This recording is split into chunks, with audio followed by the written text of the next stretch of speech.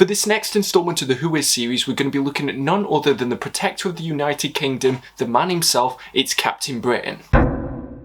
Woof woof! Hey guys, it's me Marcus, aka the Maddogg, and we're back with another video. It's time for another installment of Who Is, which is a series where I take a look at a character that maybe doesn't have too much publicity, so I just want to give you all the details that you might need so that you're not too confused. Last time I went with Judge Dredd, who was created by British people but lived in America, so this time I wanted to really show my patriotism. I wanted to really represent the Union Jack, so this time I can't really go too wrong with Captain Britain.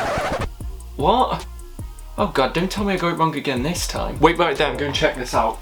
Okay, I can get by on a technicality because Chris Claremont was born in London, so I'm going to allow it. So, Captain Britain, real name Brian Maddogg. He first debuted in his own series Captain Britain Weekly on the 13th of October 1976. And it was the first original material that was printed by Marvel UK, which is an imprint that I actually wanted to do a separate episode on. But before this title, they only dealt with reprints of the series that came out in the US, so I think you have to think in a similar way to what Panini Comics is now. Ironically, it was American-based members of staff who completed those original issues, one of which was Chris Claremont, who most people probably know from his decades worth of work on the X-Men series, so he took over the writing whilst you had artist Herb Trimp on the art. But interestingly enough, it isn't known who created the character or those original designs, although you have people often speculating that it looks similar to what John Romita Sr. used to do. And the origins for Captain Britain start due to the death of his parents, like most other characters do. But as he had this love for science and he wanted to follow in his parents' footsteps, Brian took a fellowship over at the Dartmoor Research Centre, which was later attacked by someone called the Reaver. But as he didn't consider himself much of a fighter, Brian left so that he could try and find help for everybody that was being attacked, and then he ended up in a horrific motorbike accident. And here was where he was discovered by the Sorcerer Merlin and his daughter Roma. So to save his life, Brian was given the chance to be reborn as Captain Britain, and he either had to choose the Amulet of the Right or the Sword of Might. And because he didn't want that burden and he didn't see himself as much of a fighter, he decided to take the Amulet, and thus Captain Britain was born. But after hoping that Captain Britain would be as successful in the UK as Captain America was in the US,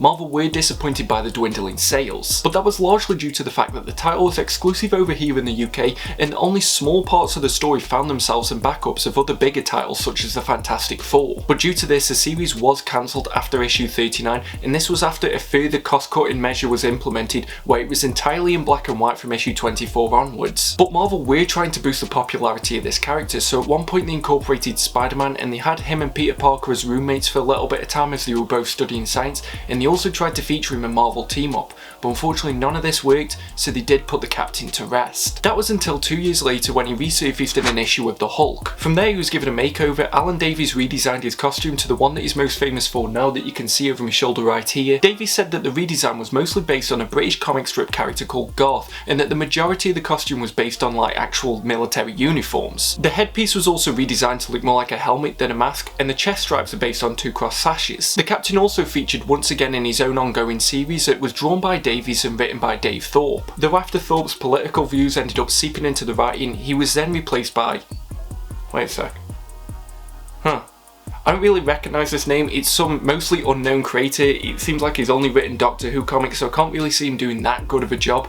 It's some guy called Alan Moore. But this is where the character really got a chance to shine and really came into his own stride, and even more so because he was featured in a second series called The Daredevils. So if we're getting technical about this, Captain Britain is technically Daredevil. Moore ended up leaving the series quite abruptly and then ended up going on to be one of the most successful comic book writers of all time, but he left Captain Britain due to a financial dispute. But I'm 100% sure that this is the one and only time that Alan Moore will ever have an issue with a comic publisher. With the main series now being done by Alan Davies and Jamie Delano, who was the first writer who ever took on Hellblazer, Captain Britain finally managed to conquer America. He appeared in issues of Captain America, and then Chris Claremont made Excalibur, which was an X-Men spin-off based in the UK, which already had a captain that was willing to lead it. After that time though, Captain Britain has drifted in and out of popularity. He's had his highlights, he's had his bits where he hasn't really been seen in anything, but he has remained a consistent character since. We've already mentioned that he's had prominent roles within Excalibur and the Daredevils, but he's also been featured in other teams. These teams definitely range in popularity, so you've got stuff like the Knights of Pendragon, you've got the Secret Avengers, and you've also got the Swordbearers of Krakoa. In terms of abilities, there is quite a long list, so I'm going to get this directly from Wikipedia itself, where I've pretty much copied the majority of this information from anyway,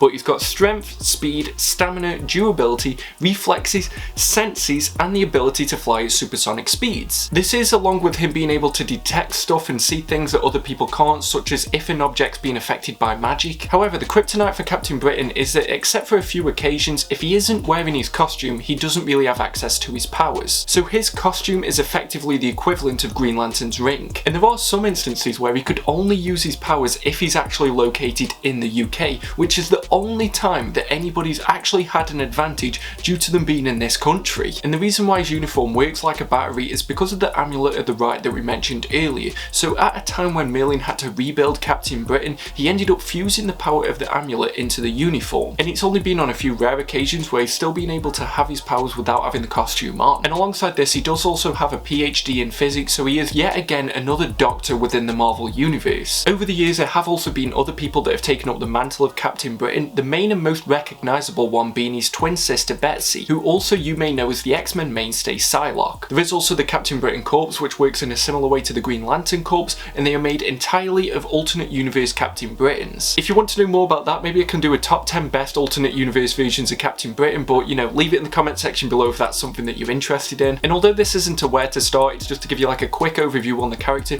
If you do want to learn more about Captain Britain, I'd recommend either the series that's been done by Alan Moore and Alan Davies, and I've heard that there's going to be a reprint of that at some point either this year or next year. There's also Excalibur if you're more of an X-Men fan and you want him to be part of a team story, and that's recently got its first omnibus, and there's also been epic collections that have been published over the years. And the other run that I'd recommend, which I think is criminally underrated and hasn't really been collected that well, is Captain Britain and MI13. This was written by Paul Cornell, and I hope given like the resurgence of this character and the fact that he seems to be appearing in more omnibuses and that people want more omnibuses of him, I hope that this series finally gets the attention that it deserves. But I'm going to leave this video there. Hopefully you've enjoyed it. I'm going to try and do more of these Who Is. I know obviously it's not something that's massively popular, but I really enjoy doing it. If there's a certain character that you'd like to see me cover, maybe someone that was created by a UK creator, maybe based in the UK, or maybe just somebody that keeps appearing and you don't have a clue who they are, leave it in the comment section below and I'll get around to it as soon as I can. Maybe I'll even do a poll if there's more than one suggestion to see which one you want to see more of. This is a format that I'm learning about as I go on. I know a lot of people didn't really watch the Judge Dredd one, but I am hoping that this is something that can become a mainstay for this channel. So if you've got any constructive criticism, please just let me know. If you want it to be a bit more comprehensive, if you want it to be a bit more shorter, I just want to see what exactly it is that this series should be. But if you like this video, please give it a thumbs up. If you didn't like this video, why did you get this far? Get your paws all over the subscribe button if you're new here, and make sure that you hit the bell notification so that you never miss a video. Check out my social media links in the description below, and we've also got our own Reddit page, r/MaddoggComicCommunity. I've got Amazon affiliate links down below if you want to support the channel. It is greatly appreciated, and I should have a new episode of the news coming out on Sunday. But until then, just make sure that you stay safe, stay reading the best books that you can find, and stay mad all you dogs. Woof woof! See you at the next video.